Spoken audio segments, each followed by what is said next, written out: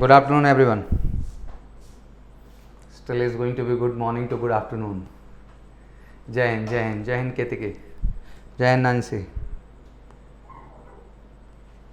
जय हिंद एवरीवन. चलिए फटाफट आप सब तेज़ी के साथ कनेक्ट हो जाएं, so we can start the procedure.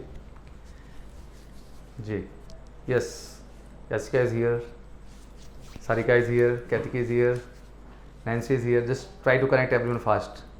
Mohini Pal is here. Jai Hind everyone. फटाफट तेज़ी के साथ कनेक्ट हो जाएं, so we can start the procedure. हम डिस्कशन स्टार्ट कर सकें. And obviously today we are going to talk about the lot of thing. आज बहुत लोग ऐसे भी होंगे, मुझे लगता है कि जो कि आए हुए होंगे, लाइक उन्होंने एग्ज़ाम दिया होगा. बहुत लोग ऐसे भी होंगे जो एग्ज़ाम नहीं दिए होंगे and they are planning to prepare for the next time. आप सब प्लानिंग कर रहे होंगे नेक्स्ट टाइम प्रिपरेशन के लिए. क्वेश्चन कि sir what type of interview is going to happen there, आखिर किस तरह का इंटरव्यू वहाँ पे होगा और किस तरह के क्वेश्चंस होंगे. The things are changing time to time lot actually. What type of passion and energy have seen earlier, जिस तरह का पैसन एनर्जी मैंने अर्लियर देखा हुआ है, like we talk specially for the MNS entry. अब थोड़ा सा तो कम दिखाई देती है एनर्जी, थोड़ी सी पॉजिटिविटी लेवल भी कम हुई है, क्योंकि कट ऑफ जिस तरह से बढ़ रहा है, बहुत लोगों को ये लगता है कि शायद उस कट ऑफ को हम रीच भी कर पाएंगे कि नहीं कर पाएंगे, उनके लिए एक बड़ा प्रश्न हो जाता है. So obviously today I am here to discuss about lot. आज बातें बहुत सारे सेगमेंट को लेके होगी. पहले मेरी कोशिश यही होगी कि मैं अपनी इन्फॉर्मेशन आपको पास कर दूं सारी की सारी, and then I take your all questions, फिर मैं आप सबके प्रश्न लूँगा. And obviously we have a limited time to, हमारे पास कम समय भी आज के सेशन के लिए, तो विल स्टार्ट वेरी फास्ट. हम बहुत तेज़ी के साथ स्टार्ट करेंगे एंड तेज़ी के साथ चीज़ों को फिनिश करने का भी कोशिश करेंगे. तो चलिए बिल्कुल टाइम वेस्ट नहीं करते हैं. सबसे पहला जो सबसे बड़ा मुद्दा इस समय चल रहा है कि 28 जुलाई का जब हम लोग पूरा का पूरा पेपर एनालिसिस करें. जय हिंद अगेन एवरीवन, जय हिंद टू एवरीवन. जैसे कि हम पूरे पेपर को एनालिसिस करें बैठ करके लाइक 28 जुलाई को, तो आपने देखा ही होगा कि फर्स्ट हाफ के बजाय सेकंड हाफ का जो पेपर रहा वो थोड़ा सा टफ पेपर आया. टफ नहीं कह सकते हैं, थोड़ा सा लेवल जो है अच्छा रहा, और बच्चों ने कहा सर वो टफ हो गया. एग्जैक्टली तो टफ नहीं था, लेवल थोड़ा सा एग्जाम का अच्छा रहा. बट प्रैक्टिकली एक अच्छी बात आप लोग ये समझना है कि जब आपके ये पार्ट में पेपर होते हैं, जैसे कि हम लोग 2020 में पेपर जब हम लोगों ने देखा तो लाइक 3 शिफ्ट में आपके पेपर हुए, बट हमने 2021 में जब देखा तो 2 शिफ्ट में ये पेपर डन किए गए. जब आप इसको टेक्निकली देखते हैं तो एक अच्छी बात आपको समझ में आनी चाहिए कि नॉर्मलाइजेशन केस यहाँ पे लागू हो जाता है. तो बेसिकली मैं कह रहा था कि लेकिन नॉर्मलाइजेशन का केस यहाँ अप्लीकेबल होना है. बट हम लोग 2019 एंड 2020 पहली बार आप लोग ऑनलाइन एग्जाम के लिए गए. CBT आपका हुआ, that mean computer based test आपका ऑर्गेनाइज किया गया. ऑब्वियसली इससे बहुत सारे क्राइटेरियाज बदले थे. लोगों को ये एक्सपेक्टेशन थी कि शायद सर कट ऑफ नीचे जाएगा एंड नेगेटिव मार्किंग नहीं है, वो एक बड़ा कारण हो जाता है कि लाइक 150 तो सभी अटेम्प्ट करने की कोशिश करते हैं अपने हिसाब से. तो कहीं ना कहीं कट ऑफ तो ना गिरने के पूरे चांसेस हैं, बिकॉज हम लोग अगर 2017 से लेके अब तक का एनालिसिस करें तो हर साल इसमें जो है 5 to 10 मार्क्स का ग्रोथ आया है.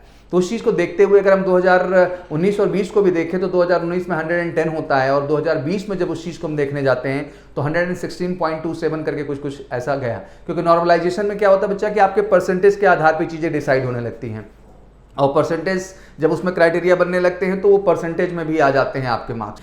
मोटा मोटा हम लोग जब बात करते हैं तो जर्नी आपको पता ही है कि लास्ट टाइम में बच्चे मेरे को बहुत फोर्सफुली पूछ भी रहे थे कि सर रिजल्ट्स आपको क्या लग रहा है. अगर हम लास्ट ईयर का रिकॉर्ड उठा के देख लें तो आपको पता होगा कि 11 सितंबर को आपको 2020 का एग्जाम हुआ एंड 9 अक्टूबर को आपके रिजल्ट अनाउंस हो गए, और 16 अक्टूबर को आपको पता होना चाहिए बच्चा कि आपके इंटरव्यूज़ भी स्टार्ट कर दिए गए. You need to start a focus. बच्चा आपको इससे बिल्कुल फोकस तरीके से स्टार्ट होना चाहिए, वो आपको मदद करेगा और फाइनली आप अपने इंटरव्यू और चीज़ों में बेहतर कर पाएंगे. तो चलिए ये बेसिक एनालिसिस था जो मैं आपको देना चाह रहा था. बच्चे इंटरव्यू वेन्यू को लेकर भी बड़ा कन्फ्यूज़ रहते हैं कि सर इंटरव्यू कहाँ कहाँ आ जाएगा. तो जितने भी नॉर्दर्न रीजन वाले हैं वो तो मोटा मोटा समझ ही लें कि उनको RR दिल्ली ही अलॉट होना है, वहाँ पे जाएंगे. और साउदर्न रीजन वाले भी सिक्योर हो जाए कि उन्हें भी पुणे जो है FMC सेंटर में ही बुलाया जाएगा. तो बी रेडी, ये आपके 2 लोकेशंस हैं. अमूमन ऐसा भी नहीं कि RR को ही लेके मैं फिक्स रहूँ, बेस हॉस्पिटल्स में भी दिल्ली के वो बुला सकते हैं, इट्स अ डिपेंड. बट ये है कि लोकेशंस नॉर्दर्न एंड साउदर्न के लिए यही डिसाइड होती है कि जिन लोकेशंस पे आपके इंटरव्यू फर्दर वहाँ पे कंडक्ट किए जाएंगे. तो जस्ट गेट रेडी, आप बिल्कुल तैयार हो जाइए, और अगले फेज के लिए चीज़ें बहुत ज़रूरी है. कुछ बच्चे बड़ा फोर्स कर रहे थे सर डॉक्यूमेंटेशन पार्ट को भी लेकर के, सर डॉक्यूमेंटेशन को लेकर आप क्या कहना चाहते हैं. तो लाजमी सी बात है कि 2020 और 2021 को हम ध्यान से देखने की कोशिश करें बच्चा, तो बहुत कुछ बदला नहीं है. I think condition same to same दिखाई दे रही है, जैसे 2020 में थी वही चीज़ 2021 में है. तो बिल्कुल मास्क जो है पहन के जाना होगा, और कंपल्सन ये होता है कि जब मेडिकल सेंटर्स पे ही जा रहे हैं तो N95 मार्क्स को प्रायोरिटी देते हैं. तो आपको लेके जाना है। बहुत बच्चे बहुत बार नहीं भी लेके गए तो वहाँ कैंटीन्स में अवेलेबल होता है, आप परचेज कर सकते हैं, but better part is that कि आप उसको लेके जाओ बच्चा। एंड सेकेंड ये कि सैनिटाइजर अपना छोटा सा बॉटल जो ट्रांसपेरेंट वाला है वो आपको रखना चाहिए, मास्क मस्ट है। हाँ, ड्यूरिंग इंटरव्यू वो कोई कंपलसरी नहीं कि आप उसको लगा के रखेंगे, बट उतनी देर के लिए वो चीज़ ज़रूरी हो जाता है। फिर बात आता है कि एडमिट कार्ड जो होना चाहिए वो आपको लेके जाना है। And luckily you got 2 time admit card in life. First for the CBT जो आप ऑनलाइन टेस्ट के लिए गए, वो एडमिट कार्ड आपको MNS ने इशू किया। Now you get the second admit card 2, आपको सेकंड एडमिट कार्ड्स भी जो है इशू किए जाएंगे। और सेकंड एडमिट कार्ड्स का मतलब ये होता है कि जितने भी इंस्ट्रक्शंस डॉक्यूमेंटेशन से रिलेटेड होंगे वहाँ पे ऐड ऑन किए जाएंगे। बट मोटा मोटा मैं आपको एक आइडिया दे देता हूँ, और आप मोटा मोटा ये मान के भी चलो बच्चा कि जितनी भी एंट्री देश में डिफेंस के लिए होती हैं, डॉक्यूमेंटेशन एनालिसिस को हम लोग देखते हैं तो अमूमन सब कुछ सेम दिखाई देता है। और ख्याल रखिएगा जितने भी बच्चे के दे हैव ऑलवेज कंफ्यूजन कि सर लाइक इंटरव्यू होता है कि मेडिकल होता है, मेडिकल होता है कि इंटरव्यू होता है, तो बिल्कुल कंफ्यूज मत होइए, वहाँ मेडिकल सबका होएगा, ठीक है ना। वो किसी भी शेड्यूल में हो जाता है, कभी भी हो जाता है, वो 3-4 दिन का प्रोसीजर है, वो पूरा प्रोसीजर वहाँ होगा। मेडिकली आपको एसेस करेंगे क्योंकि 660 कैंडिडेट्स को ही कॉल अप कर रहे हैं, तो वो चाहते हैं कि ज़्यादा से ज़्यादा हम मेडिकल में भी लोगों को अलाइन करके रखें, तो दोनों प्रोसीजर से आपको गुजरना होगा। देखो मोटा मोटा यार समझना है आपको कि 150 मार्क्स आपके रिटन एग्जामिनेशन में हैं और 100 मार्क्स आपके इंटरव्यू में हैं। और लाजमी सी बात है बच्चा कि दोनों मार्क्स आपके लिए मायने रखते हैं। और आपको बता देना चाहता हूँ कि भाई जब हम रिटन की बात कर रहे हैं तो एक मोटा मोटा आंकड़ा इस बार जो हम लोगों का जा रहा है टेक्निकली कि 110 के अबव वाले जितने बच्चे हैं वो पॉजिटिव थॉट प्रोसेस में बढ़ें। पहले इंटरव्यू में मार्क्स बहुत मायने रखते हैं। एक तो है कि once you participating for the interview, तो लाजमी सी बात है कि आपने ऐसा लाइफ में कुछ नहीं किया। ऑब्वियसली आप स्पेसिफिक NCC सर्टिफिकेट अगर आपके पास है तो आपको पता होना चाहिए सी सर्टिफिकेट में A कैटेगरी के लिए भी मार्क्स हैं 15, B के लिए हैं 10 मार्क्स, C के लिए हैं आपके 5 मार्क्स। तो इंटरव्यू में आपके मार्क्स सरप्लस होंगे क्योंकि रिटन में तो जो होना था हो गया बच्चा। नाउ नेक्स्ट स्टेप में वो चीज़ आपके लिए बेनिफिशियल, अगर आपके पास C सर्टिफिकेट होल्डर आप हैं तो हैं, कोई एक्स्ट्रा कैलकुलर एक्टिविटीज़ की है, कोई स्पोर्ट्स एक्टिविटीज़ की है, तो 5 मार्क्स उसके भी बोनस होते हैं। अमूमन जो बिल्कुल रॉ कैंडिडेट्स जाते हैं उनका 50, 55, 60 तक पहुंचना काफ़ी टफ हो जाता है। बट जो कैंडिडेट कुछ एक्स्ट्रा अचीवमेंट्स है या इस तरह की फौजी फैमिली से आए हैं, डिपेंडेंट हैं आप, तो इन सब केसेस के भी मार्क्स आपके इंटरव्यू में ऐड होते हैं और आपके लिए वो प्लस फैक्टर ऐड करते हैं। तो प्लीज़ जितने भी डॉक्यूमेंट्स हैं, कुछ इंपॉर्टेंट डॉक्यूमेंट्स हैं बच्चा, उनको आप कैरी करने का जरूर कोशिश करिए, वो आपके लिए बेनिफिशियल होंगे और आपको बच्चा वो हेल्प करेंगे वहाँ पे। नाउ लेट्स कम कि बच्चे अक्सर मेरे से पूछते रहते हैं कि sir certificate for the participation sports activity कोई भी की हो आपने, स्कूल लेवल पे, डिस्ट्रिक्ट लेवल पे, स्टेट लेवल पे, नेशनल लेवल पे, इंटरनेशनल लेवल पे, did something in the life, just please carry that documents, उसको लीजिए। एंड कोई भी एक्स्ट्रा कैलकुलर एक्टिविटीज़ में आपने कुछ विशेष अचीवमेंट्स अपने लाइफ में लिए हैं, और इंटरव्यू में यही इंप्रेस करती हैं बच्चा, because once you reach in the interview and a panel is sitting in front of you, तो obviously if they are going to take a interest in you, तो इंटरेस्ट का आधार क्या होगा, आपसे ज़्यादा बात करने का आधार क्या होगा। Obviously, they will ask very little question related to medical, related to conditional situations. The major question related to your personality, your life, your lifestyle, and whatever achievement you have really achieved in your life. कुछ भी जो achievements आपने अपने ज़िंदगी में बच्चा लिए हैं, ज़्यादातर क्वेश्चन उन्हीं से रिलेटेड वहाँ पे बनते हैं। तो इट्स वेरी इंपॉर्टेंट कि आप इस बात को समझें कि आप जितना एक्स्ट्रा चीज़ों को ऐड ऑन कर सकेंगे वो आपके लिए जो है बढ़िया रहेगा।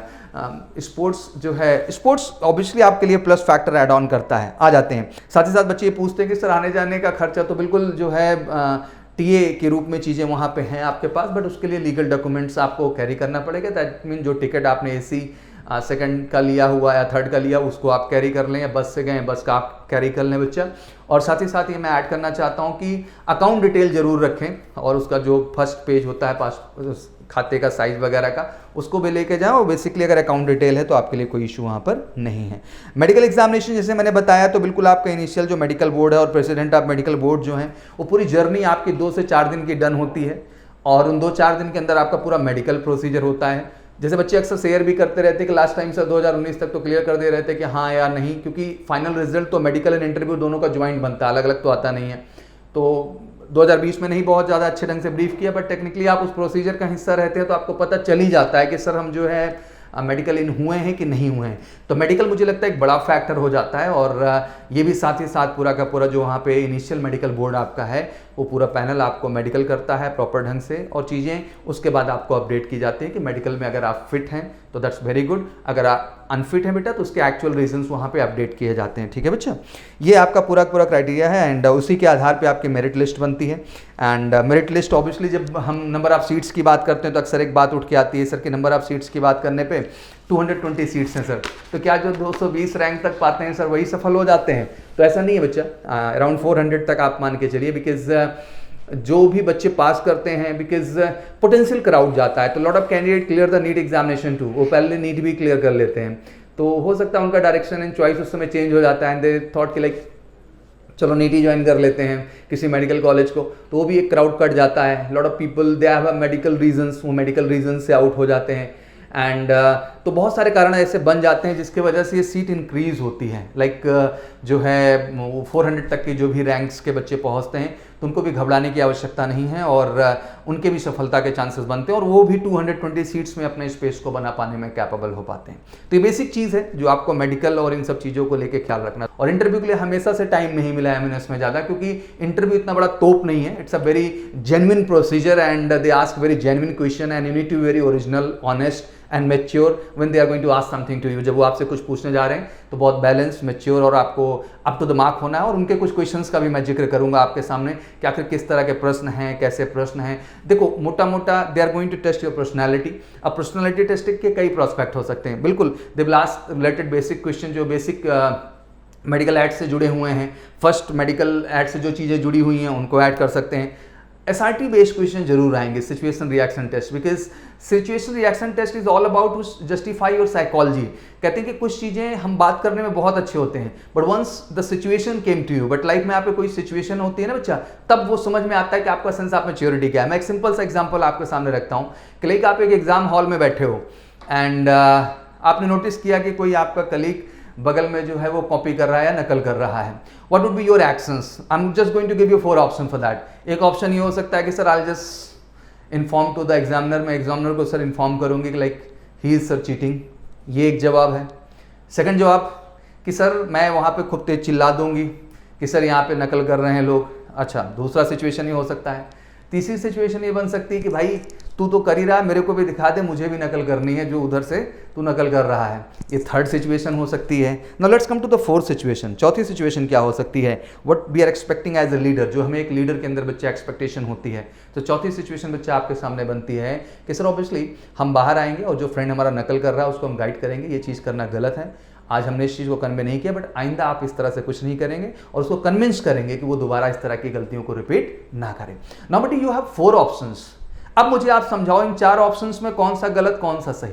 It's all about the sense of and age of maturity what you are earning, and obviously you are going as a medical competent and you are going to handle lot of typical and tough situation in life, obviously as a medical aspirant, as a nursing assistant. तो कहीं ना कहीं ये responsibility आपके भी जीवन में आती है। तो आप किसी भी सिचुएशन में एज ए लीडर बिहेव करते हो बच्चा, या किसी सिचुएशन में आप चाइल्डिश एटीट्यूड दिखाते हो। शायद एक एज आपकी ऐसी हो जब आप ऐसे रहे हों, या अभी भी ऐसे हों जब आप कहते नहीं सर हम शिकायत कर देंगे, नहीं सर हम भी कॉपी कर लेंगे। तो सब कुछ सही है, उम्र के हिसाब से, मैच्योरिटी के हिसाब से सारी सिचुएशन राइट है सर, बट वो लीडरशिप वाला आंसर देने की क्षमता जो होती है ना, that's make you different from other. ये चीज़ होती है बच्चा जो आपको दूसरों से अलग बना देती है और आपको सबको बेहतर तरीके से रिप्रेजेंट करती है। तो चलिए कुछ क्वेश्चंस को पॉइंट आउट मैं करना चाहूँगा जो ज़रूरी हैं during interview, need to understand, उनको आपको समझना बहुत ज़रूरी है कि आखिर वो कौन कौन से प्रश्न हैं सर जो अहम हो सकते हैं और जिन पर हमें टेक्निकली काम करना चाहिए।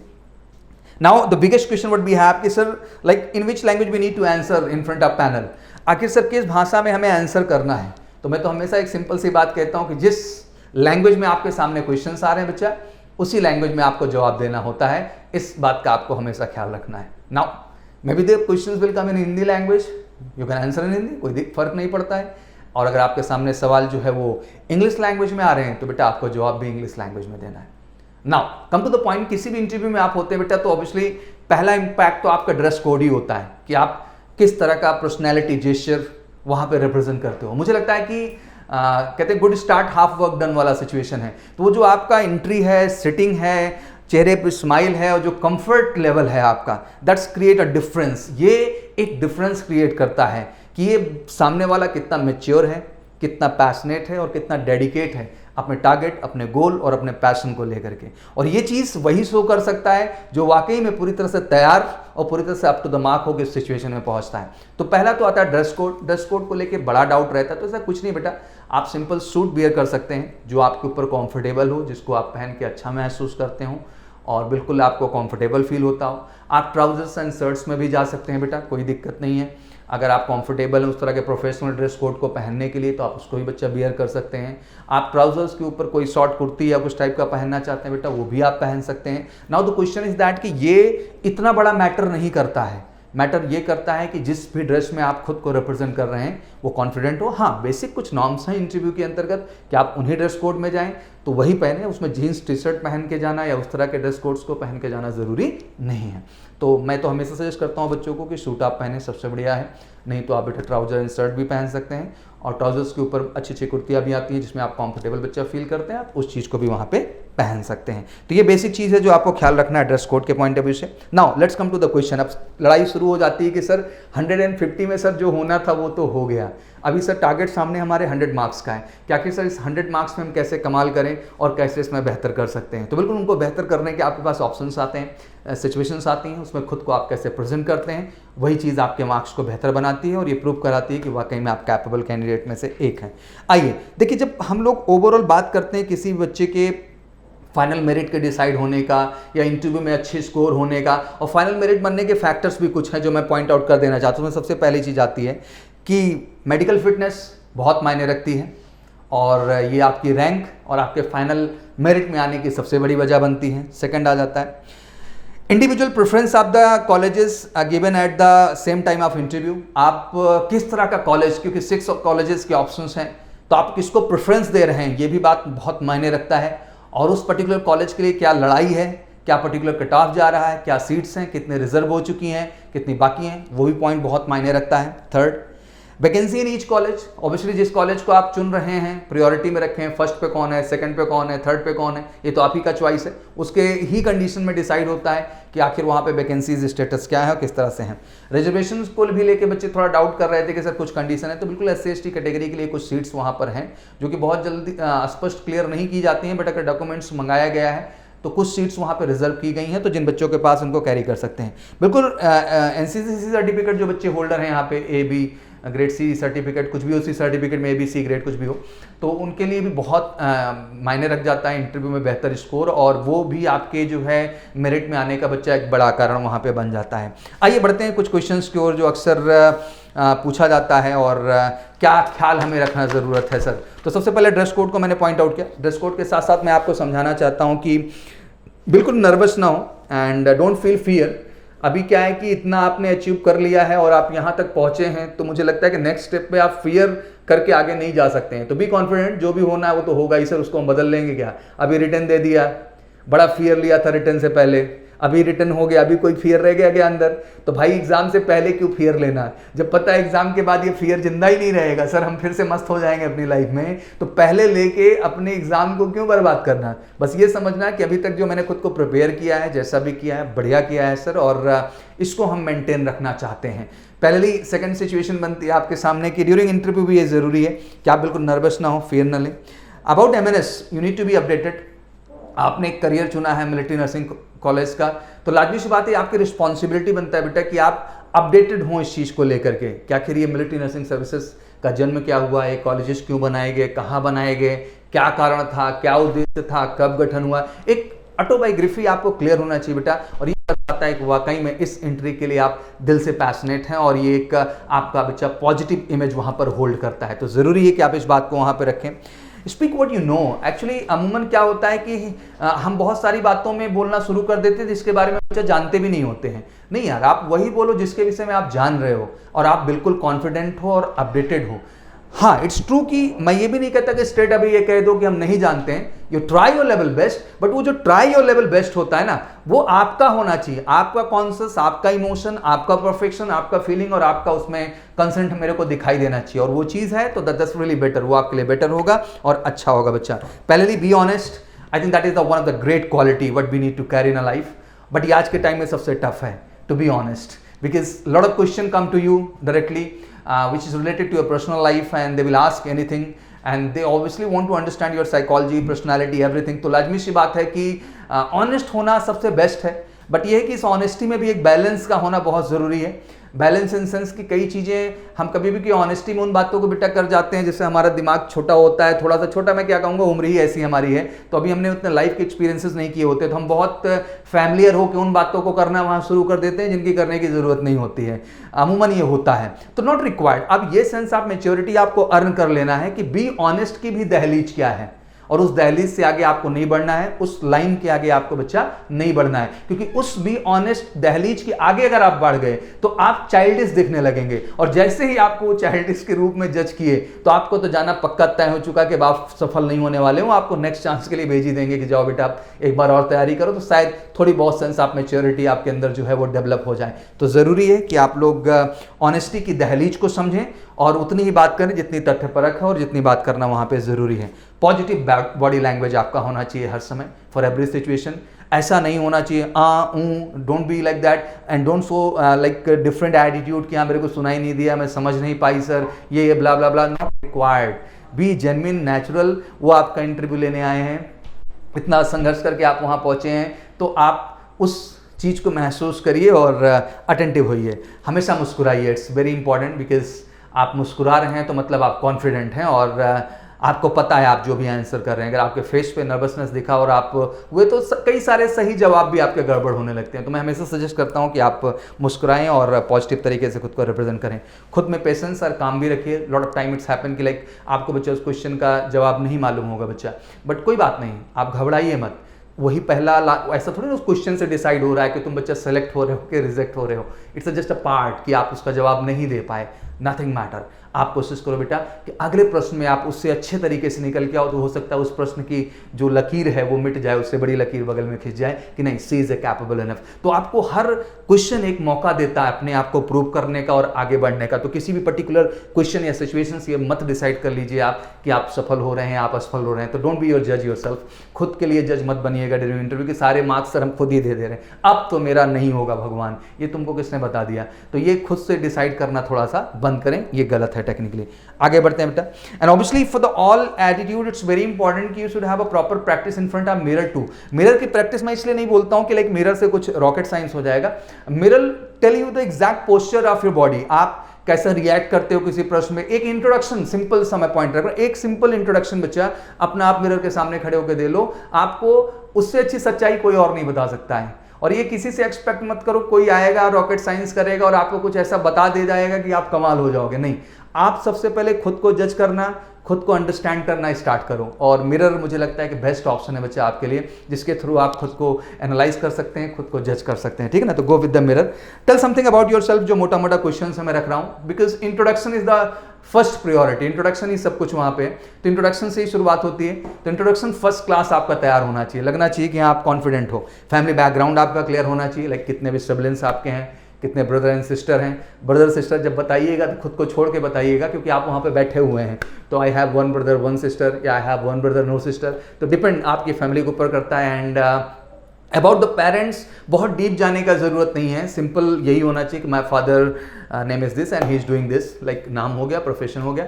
My mother name is this, and if she is serving somewhere, then that's good. She is a homemaker, and I think don't decide like a housewife, simple housewife. Don't add that. It's like a homemaker because now अभी gender equality काफ़ी हमारे देश में बढ़ रही है, तो मुझे लगता है कि she is playing a great responsibility in the family. तो we should have a respect for that. उसके लिए हमारे अंदर सम्मान होना चाहिए, और सम्मान ही है कि हम उन्हें होम मेकर के तौर पे देखने का कोशिश करेंगे।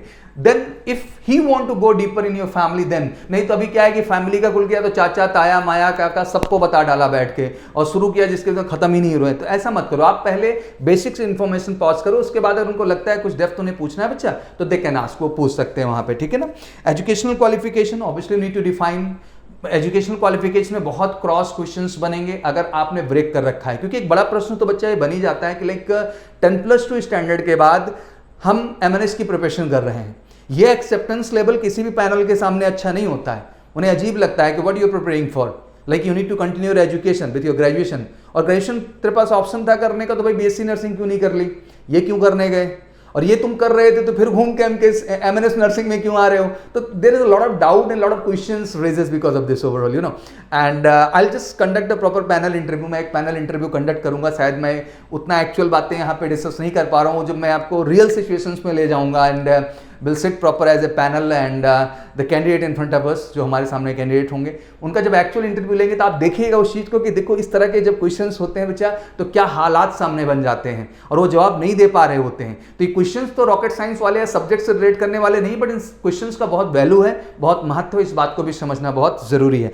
तो एजुकेशनल क्वालिफिकेशन में भी क्लैरिटी रख लीजिएगा पूरी की पूरी, आपने कब क्यों क्या कैसे किस तरह से किया ये आपको जानना है और आपके लिए जानना भी बहुत जरूरी है। Work on your hobbies and interest, it's very important, clarity होनी चाहिए। और ये हॉबीज एंड इंटरेस्ट ही नहीं है केवल, उसके बाद उसमें R&D शुरू होती है, क्योंकि हॉबी कह रहे हो किसी चीज़ को लेके, आपकी अलर्टनेस मैच्योरिटी को भी दिखाता है कि लेकिन आप उस चीज़ को लेकर कितने अपडेटेड हैं और कितनी चीज़ें आपको पता हैं। तो हॉबीज़ का मतलब ये होता है कि जो भी आप कहें उसके विषय में आपको पता होना चाहिए। अपने बेटा स्ट्रेंथ एंड वीकनेसेस का भी आपको पता होना चाहिए, और स्ट्रेंथ तो आपकी स्ट्रेंथ है, और स्ट्रेंथ केवल डायलॉग से नहीं चलेगा, क्योंकि आपने जो स्ट्रेंथ उधर मेंशन की है वो दिखनी भी चाहिए, क्योंकि बहुत सारे ऐसे क्वेश्चंस कंडीशनल्स होंगे जहाँ पे वो स्ट्रेंथ आपकी देख ली जाएगी। तो ऐसा मत कॉन्ट्राडिक्ट करिएगा कि कह कुछ और रहे हैं सर, बोल कुछ और रहे हैं सर, अभी हम सोच कुछ और रहे हैं सर, तो ऐसा बिल्कुल नहीं चलता। You need to be one personality at a time, एक टाइम पे एक ही पर्सनैलिटी को आपको रिप्रेजेंट करना होता है वहाँ पे। And obviously define your weaknesses, but weaknesses is all about कि कोई परफेक्ट नहीं है दुनिया में, बट हम उस पर काम कर रहे हैं और सर किस तरह से बेहतर करने की कोशिश कर रहे हैं, दैट इज ऑल अबाउट, उसको हम वहाँ पे रखेंगे। पहले कि हम रखेंगे जो है कुछ क्रॉस क्वेश्चंस भी होते हैं, जब आप कोई जो है क्वेश्चंस का जवाब देते हो तो फिर उसी पे क्वेश्चन, फिर जवाब, फिर उसी पे क्वेश्चन, तो ये भी लिंक वहाँ पे चलता रहता है। ये डिपेंड करता है कि आप कितना क्लैरिटी के साथ अपनी बात रख रहे हैं, और क्लैरिटी के साथ रख रहे हैं तो कम क्रॉस क्वेश्चंस होंगे, नहीं होगा तो क्रॉस क्वेश्चंस होंगे आपके। Why you want to join the MNS, ये बड़ा क्वेश्चन है, and why want to be an MNS, तो ये बड़ा प्रश्न बन ही जाता है। तो ये तो आपको तलाशना, इसका जवाब मैं बिल्कुल नहीं दे सकता, बिकॉज आपने इस करियर को चुना है, इस क्षेत्र को चुना है, तो you need to find out the reasons. बच्चा आपको रीजन फाइंड आउट करना है कि आखिर क्या कारण है जो आपने इस प्रोफेशन को चुना। वही neat and other defence exam पक्का आएगा आपके सामने, क्योंकि समय था, मौका था, तो नीट भी जा सकती थी, ग्रेजुएशन भी कर चुकी हैं, क्योंकि इतना लंबा एज है, तो अदर ग्रेजुएट एंट्री भी सेकंड ईयर के बाद स्टार्ट हो जाती थी, बट सब कुछ छोड़ छाड़ के क्यों MNS की ही तरफ। तो इस चीज़ का भी बच्चा आपको बड़ा सीरियस जवाब देना पड़ेगा, और आपका जवाब वहाँ पे मायने रखेगा। एंड ऑब्वियसली एक क्वेश्चन तो ब्रॉडर होता है कि फिर जस्ट ज्वाइन MNS, तो your parent will be happy और नॉट, तो पिताजी या माँ बाप आप पे खुश होंगे कि नहीं होंगे, तो ये आपको डिसाइड करना है, ये मैं बिल्कुल नहीं बता सकता, बिल्कुल खुश होंगे क्यों नहीं होंगे। What you mean about the first aid, first aid को भी लेके क्वेश्चन होता है। व्हाट इज़ नर्सिंग, नर्सिंग का बेसिक कॉन्सेप्ट जानना ज़रूरी है। अबाउट नाइटिंगेल भी लोग प्रश्न वहाँ पे कर लेते हैं। आर्म फोर्सेस से जुड़े हुए हैं, आपके पेरेंट्स रहे हैं, ब्रदर रहे हैं, तो लाजमी सी बात है उससे भी रिलेटेड बहुत क्वेश्चंस हो जाएगा। मिलिट्री हॉस्पिटल गए कि नहीं, वेस्ट हॉस्पिटल गए कि नहीं, या फिर आप जो है कैंट एरिया में रहे कि नहीं, कैसा एक्सपीरियंस था, क्या एक्सपोजर था, तो बहुत सारे क्वेश्चन ऐसे होंगे जो आपके साथ जुड़ जाएंगे। तो देयर इज़ अ लॉट, बहुत कुछ मायने रखेगा, एंड बहुत सारे आपसे कंडीशनल्स क्वेश्चन होंगे, कई जगह न्यूट्रल रहना पड़ेगा, कई जगह कॉन्फिडेंट रहना होगा, तो बहुत सारी सिचुएशन से बच्चे जो 1 बाय 1 आपके सामने आएंगी और उन सबको बेहतर ढंग से वहाँ पे हैंडल करना होगा। चलिए सौरभ सर स्टार्ट होते हैं तो बंदी नहीं होते, तो let's come to your question. तो सबसे पहले आप लोगों के भी प्रश्न पे आते हैं, कुछ जिनको भी कुछ प्रश्न करना है वो बच्चे पूछ सकते हैं। तो सबसे पहले let's connect to the Diksha. Yes बच्चा, make it okay from your side.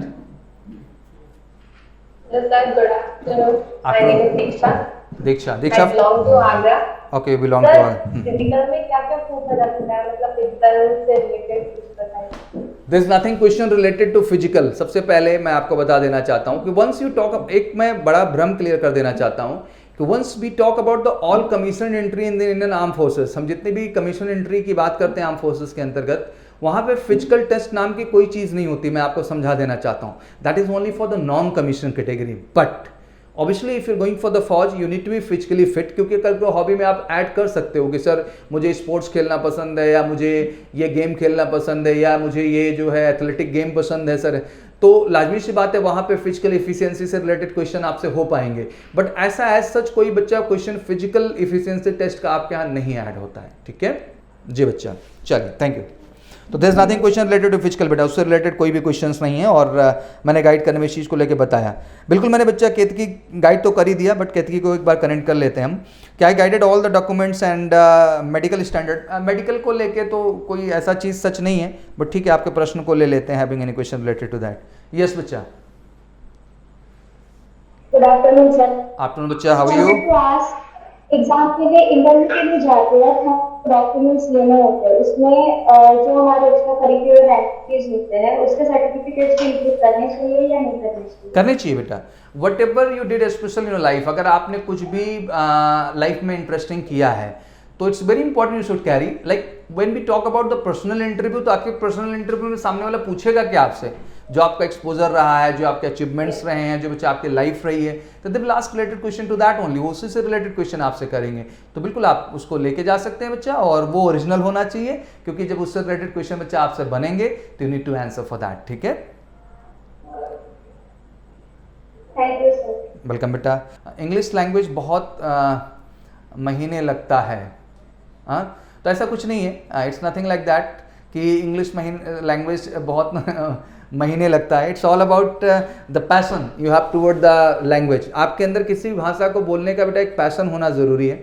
Once you have a passion toward the language, तो फिर इस तरह का कोई डाउट आपके लिए नहीं होता है।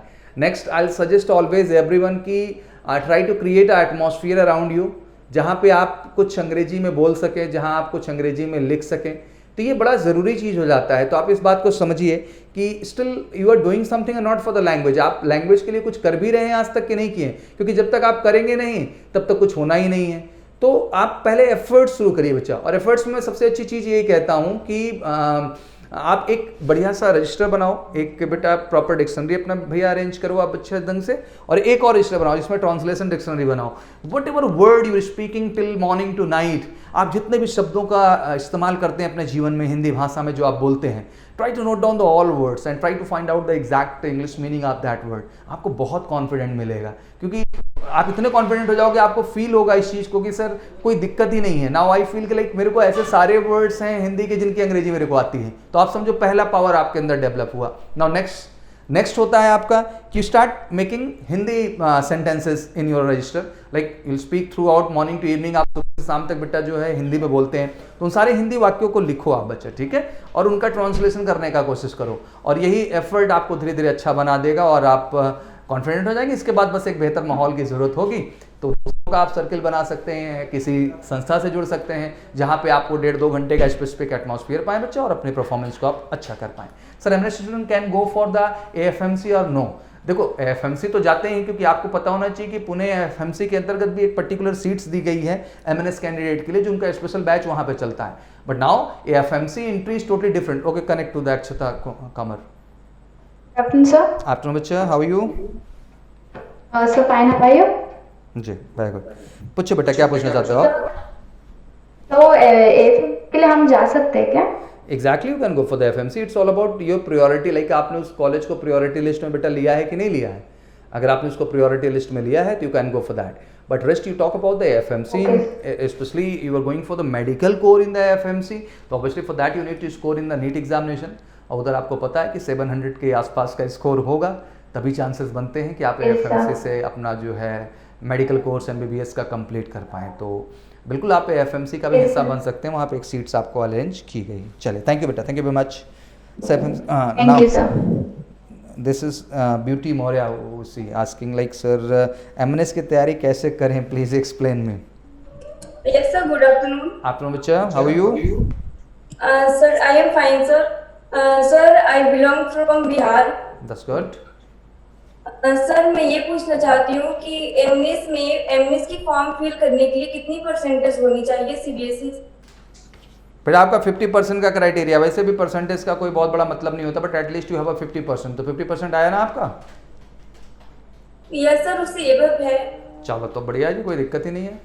आप फटाफट फॉर्म आ रहा है दिसंबर में, अप्लाई कर दो जी। सर, उसमें जीके की प्रिपरेशन किस टाइप से होनी चाहिए? देखो, सबसे पहली बात, GK is all about general knowledge and general awareness. तो द बेस्ट पार्ट की you should have a proper newspaper and monthly magazine. आपके पास न्यूज़पेपर डेली होना चाहिए बेटा स्टडी करने के लिए, वो आपके हैबिट का हिस्सा होना चाहिए। सेकंड, आप एक मंथली मैगजीन को प्रॉपर बच्चा कैरी कर सकते हो, एंड उस मैगजीन को आप देखते जाओ, तो every month you have a proper update कि व्हाट न्यू हैपन।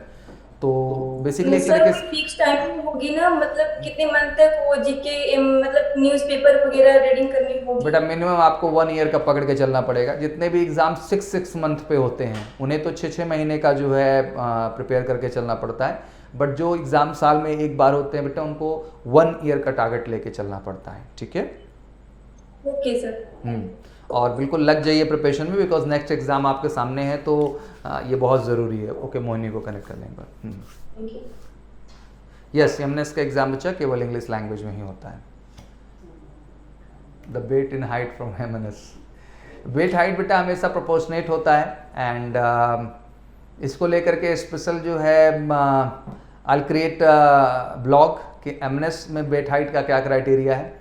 अक्सर इस चीज़ को लेके कन्फ्यूज़न आती रहती है, but height and weight is very genuine, तो इतना कोई बहुत बड़ा हाइट रिक्वायर्ड नहीं होता है, बिकॉज कोई रैली भर्ती नहीं है। हिंदी में बोलने से प्रॉब्लम नहीं बेटा, ऐसा कोई प्रॉब्लम नहीं। Yes Moni, I come to then I talk to the Puja. Yeah Moni, yes बच्चा पूछे, क्या प्रश्न है बच्चा आपका?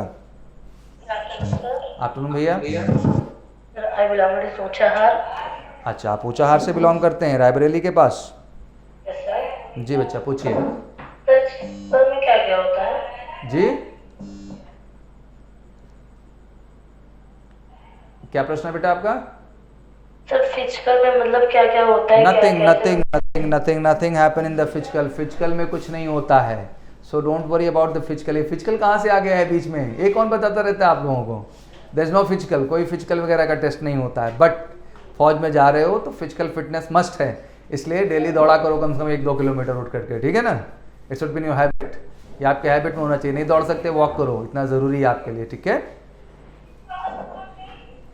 तो don't worry about the physical, just prepare better for the future बेटा। आप आगे के लिए बेहतर तैयार करिए खुद को।